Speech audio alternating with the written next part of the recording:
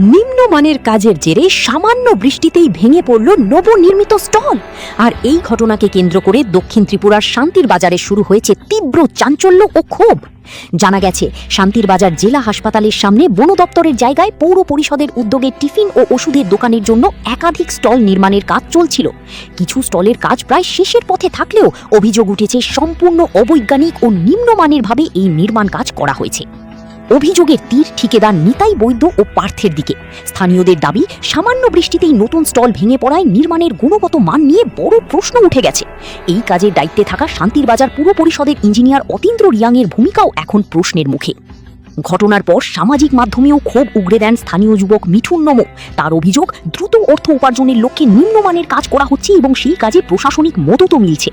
সবচেয়ে বড় প্রশ্ন উঠছে, বন দপ্তরের জায়গায় কিভাবে পৌর পরিষদ এই স্টল নির্মাণের অনুমতি পেল।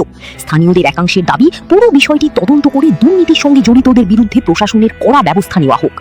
শান্তির বাজার থেকে বীর বাহাদুর ত্রিপুরা রিপোর্ট, দ্য নিউজ 9।